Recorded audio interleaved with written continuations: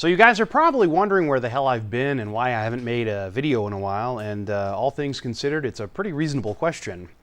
My company, as some of you know, I own a company out of San Antonio. We do software development and whatnot, and it's been an insane several months. We've basically tripled in size over the course of the last 6 months, and we're about to double in size again.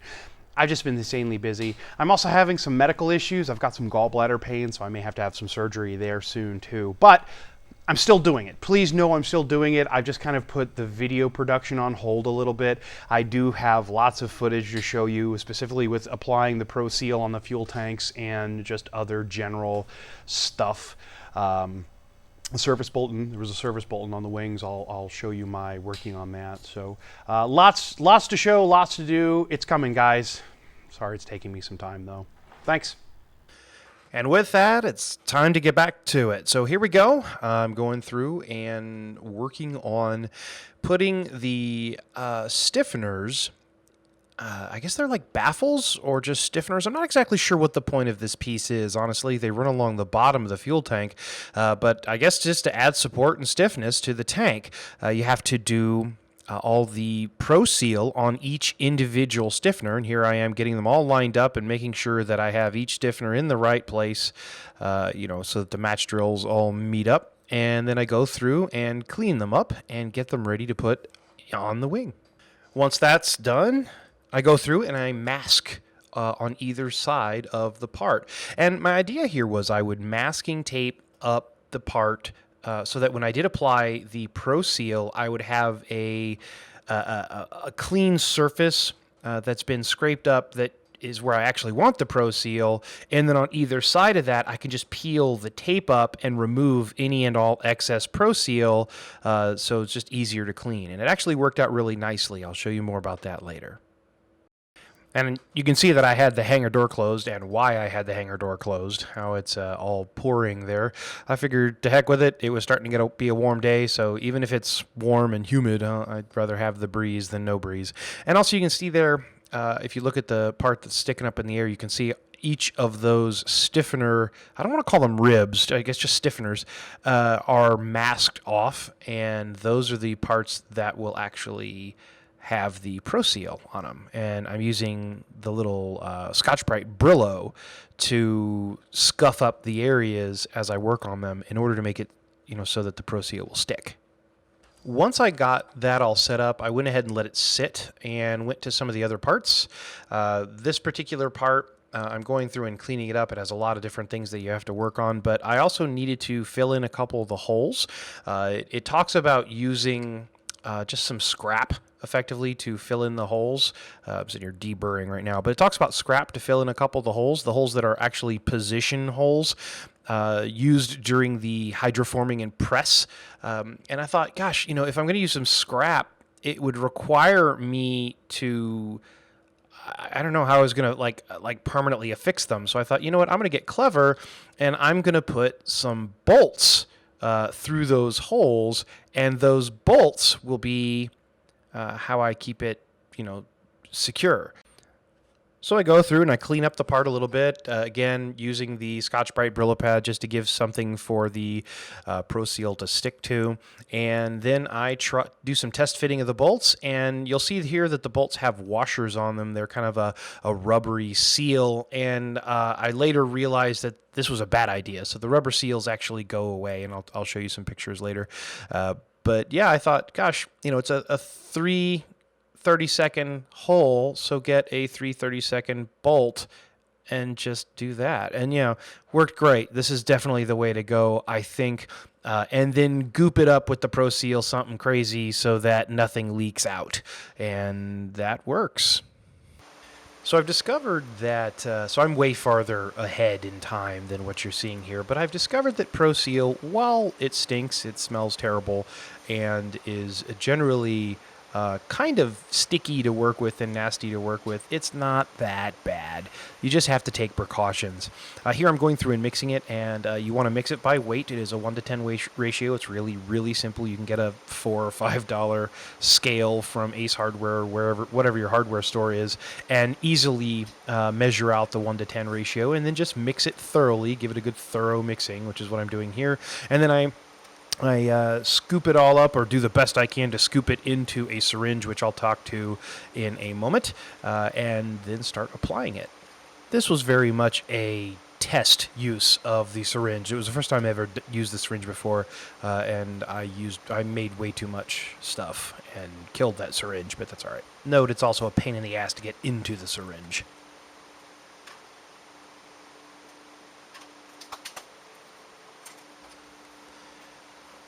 Then I just put some of the Proseal around the outside of the hole and stick the screw in, and or bolt in, and it does, gets lots of Proseal everywhere. And the beauty of this syringe is you can kind of spin the part around.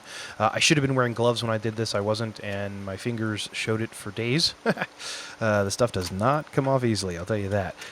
Then I just continued on and did all the various holes. There was a total of 6 holes for this particular first test.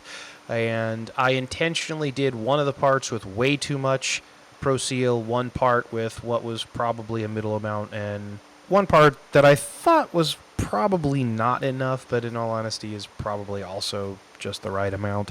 I'll show you pictures of all of those and how they came out in the end. But there's just a lot of me making a mess and trying to figure out how to clean it up. This stuff is a pain to work with at this point because I really still hadn't figured it out yet. So that's why you see Proseal just everywhere. Like I said, use gloves, take your time, and don't be afraid to put the part together and then apply the Proseal in copious quantities after the fact. Don't feel like you have to do it while you're doing it. That's something I learned, and I'll talk more about that in the next video. But yeah, so here's that. And now I'll let me from the past give you a summary. Well, I've had my first adventure using the Proseal goop on the wing tank. And I intentionally did 3 things that I wanted to share with you guys just as a test. First of all, the way I applied it was going to the local hardware store, and you can buy syringes. So they have like veterinary syringes for $1.50, and I figured this would be a good way to apply the Proseal, and it was. I made way too much for my little test. I had no idea how much, so as I was mixing it into the plate, I just put together 1-to-10 mix ratio and then scooped as much of it into this thing as I could, and then it ended up making about 15 milliliters of this, which is a lot. I didn't need anywhere near that much. In fact, I used about 2.5 just on my little test. And so this worked well, so I probably will continue to do this. It was still really messy. The problem I've had with Proseal all along is it's just a pain in the ass to work with. It stinks. Ugh. And it gets on everything. Wear gloves. Someone told me, I think it was baby oil. If you put rub baby oil all over your hands, it will help not stick to your fingers if you don't want to wear gloves. But probably gloves are a good idea. And I read somewhere also some people wear 2 sets of gloves so they can peel one set of glove off like halfway through when they just get to the point where everything is sticking. You peel them off and boom, you have fresh gloves on still. So your mileage may vary. So that's how I applied it. And then I went through and I applied 3 different amounts to these parts. I tried on this part, I put way too much Proseal intentionally to seal this piece. And then on this part, I put what I would consider a medium amount and then a minimum amount on this part. And honestly, all of them look great. Obviously, the one where I put way too much, it's way too much. Don't need that much. And the one that I put the medium amount on probably looks fine. It's a little messy just because Proseal's a pain to work with, so that's a little streaky. And then on the minimum one, it probably came out the best. Everything looks perfectly sealed, and that's probably the way I'll go going forward, is just a minimum amount around to get the seal, screw everything down, and let it harden. I did let it set for 2 days Actually, I think this is day 3 technically. So it's had plenty of time to set. It looks sealed. I mean, it's solid. You can feel that it's a solid piece of rubber. And in fact, the stuff that's in here now is completely solid. Like I can't even get the plunger out. So this is trash. But not too bad. I mean, it's one of those things that I think working with Proseal sucks. It's not fun, but it is something you have to do. So don't fret. Just get in there and get after it, and you'll be fine. So with that, I'm going to, now that I've done my tests, lots, medium, little, I think I'm going to go with the somewhere in between little and medium. You don't need the lots, unless someone tells me otherwise. If you've got advice where you're saying, no, goop that stuff on, man, then please tell me, because that's really good information that I would want to know. And yeah, I'll go from there. So more Prosealing here soon. But I hate this stuff. I don't like working with it. It's not fun. This alone makes me wish I had gotten the quick build, or the quick build wings, because just the amount of labor involved and just this one aspect is incredible. And it's also the kind of the dread of just not wanting to do it. So someone asked me yesterday, do I regret now not getting the quick build wings? And the answer is yes. I wish I'd gotten the quick build wings. Oh well, it is what it is. Here we go. So while I continue puttering in the background there, I thought I'd show you some things I've learned since making that last little bit. So I talked to a number of different people, and they all say the same thing, and that is you really can't use too much Proseal, so just goop that stuff on. So here you can see I've put a whole bunch of extra goop on to cover those bolts and any possible exit for fuel. Remember, these are fuel tanks entirely.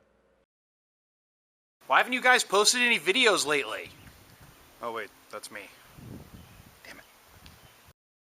Ha ha. See, I have a sense of humor.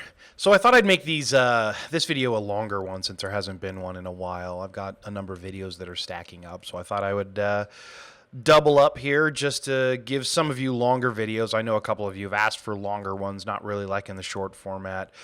Just so you know, the reason why I generally go with the shorter format is just based on metrics. Most people don't watch the really long ones. They get halfway through and stop watching it, so I don't really want to bore those who don't like watching the longer video. But here I'm just going through and prepping my shop and getting things ready. You can already see the blue tape of everything all set as I had done before, and I put off and stalled working on this because I just didn't want to work on the goop, but I decided to go ahead and get that done today. So I'm kind of clearing out the area and deciding how I'm going to do it. And what I had decided to do is do back riveting. So you can see I got the back rivet plate there with the rivet sitting on it.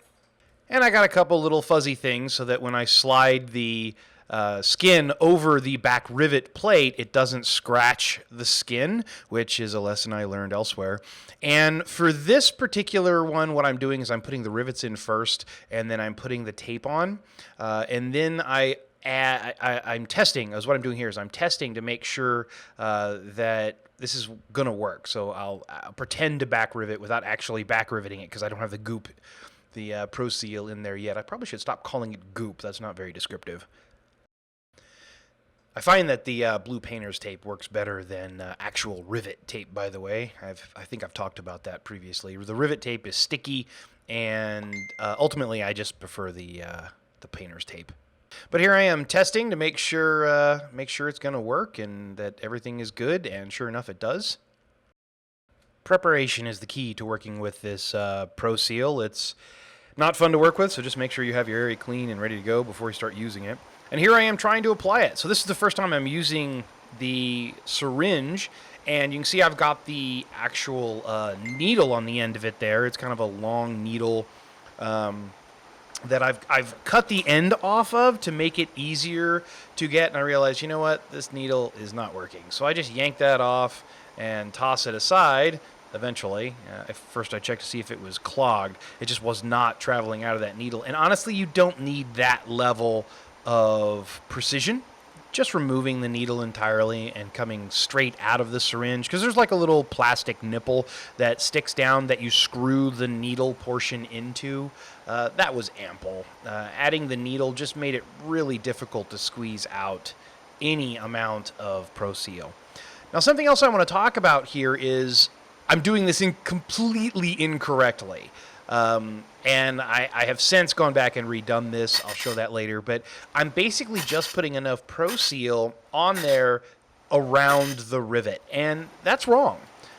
The entire surface between the two parts, the two mating parts, should be absolutely covered in Proseal.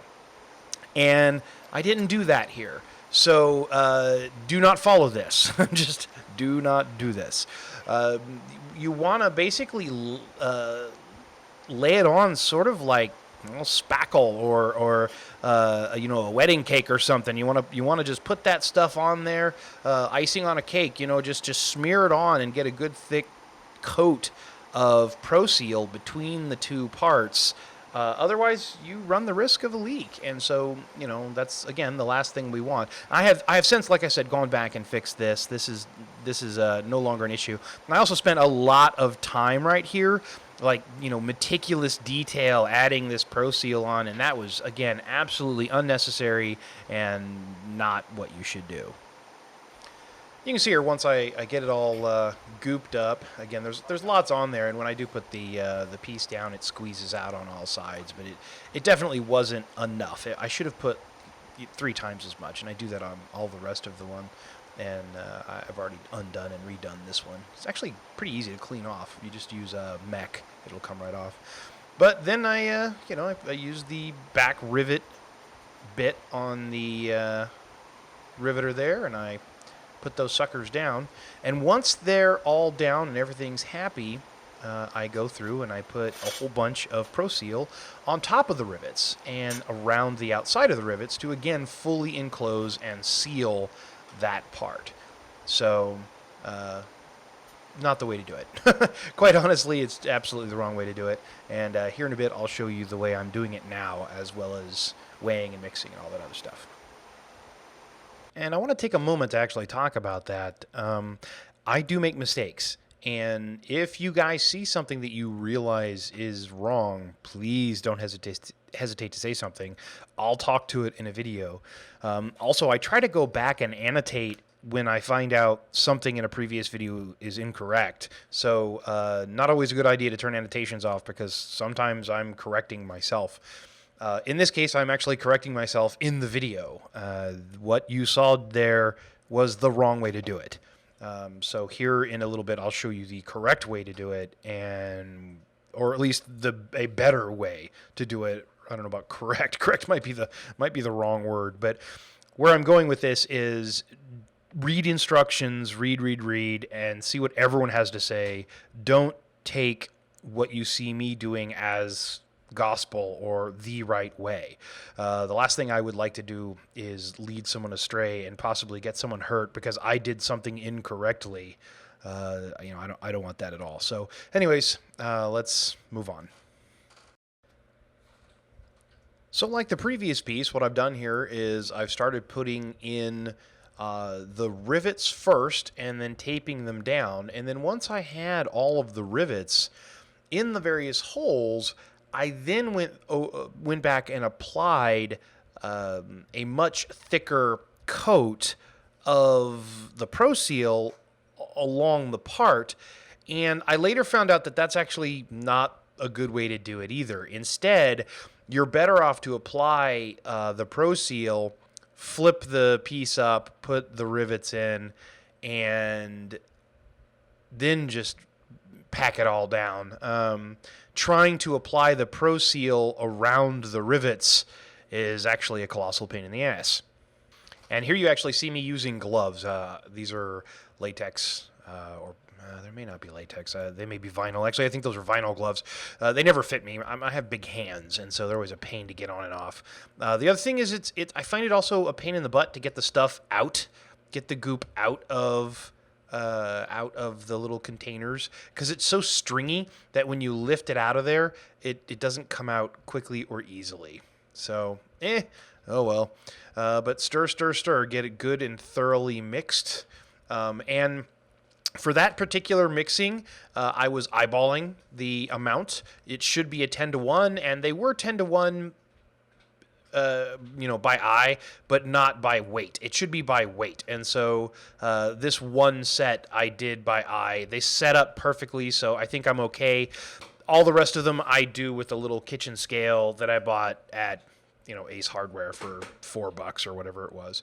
But here you can kind of see that I'm really packing that stuff in. I covered the entire area as opposed to just little dots around the rivet holes themselves, and then proceeded to move it over onto the back rivet plate and rivet all the parts down, cleaning your tools all the way because there's just no way to keep that darn back rivet chuck or bit or whatever it's called clean, just due to the goop.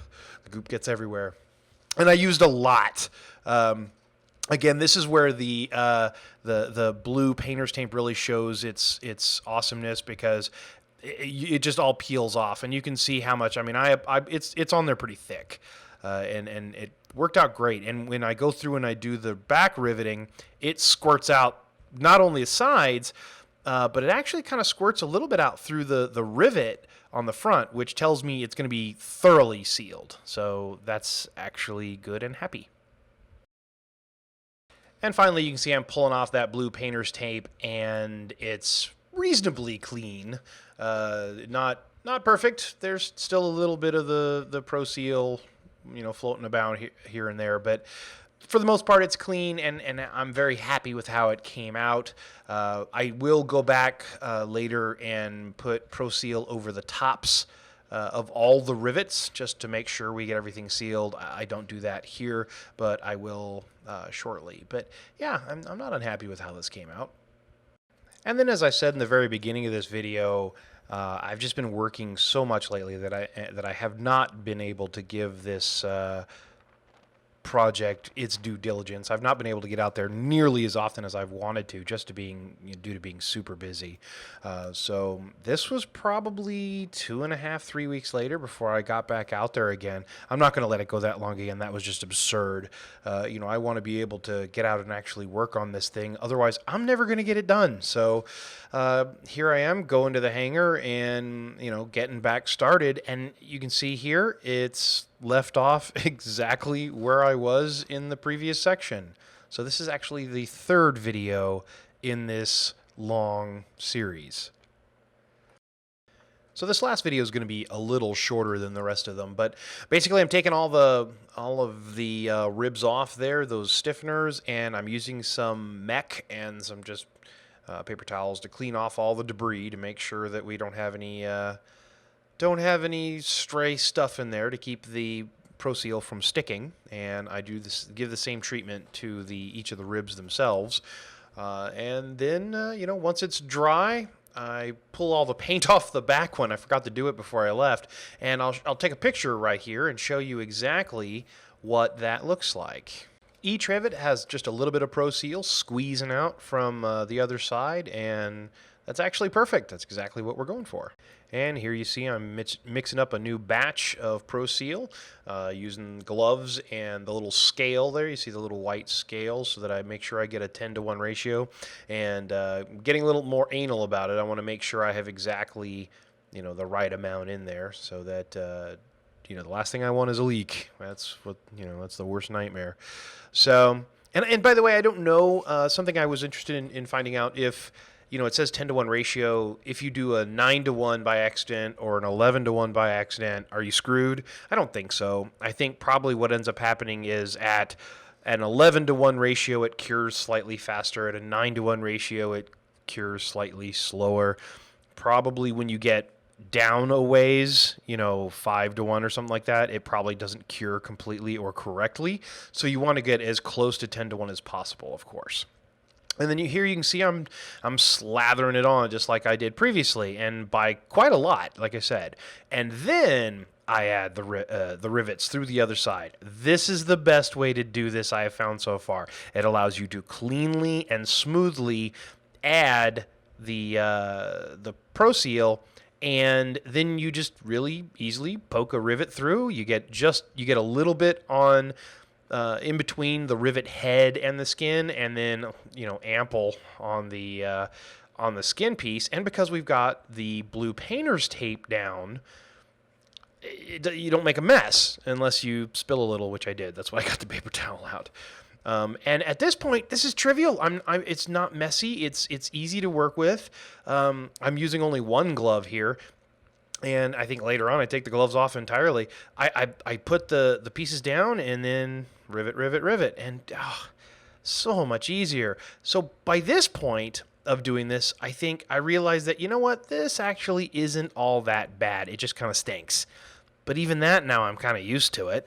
And, here's what they look like once it's all said and done. A little messy, but, okay, so what? As I go through each of them, this time I'm pulling off the bluing immediately as opposed to leaving it on like I was doing previously. So there you go. That's where I'm at. That's what I'm doing. I'm like I said, I'm much farther along in the grand scheme of things than where I am here.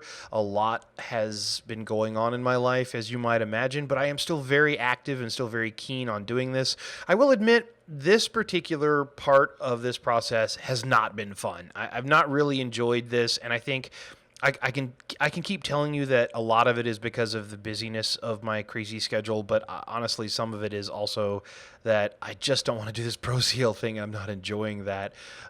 It's not bad to work with. It's just not, you can't make a lot of progress and headway quickly like I feel I can when I'm doing other stuff, but just when I'm working on this, I don't know, it just seems to take forever. Just because, it takes days for it to cure and days before you can come back and see if you had a good result, right? It's that instant gratification that I feel I need that I'm not actually getting.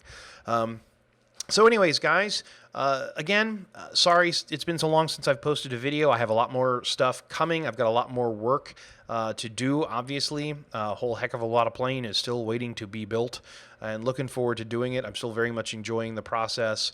I just need life to stop getting in the way. And with that, thank you very much, everybody.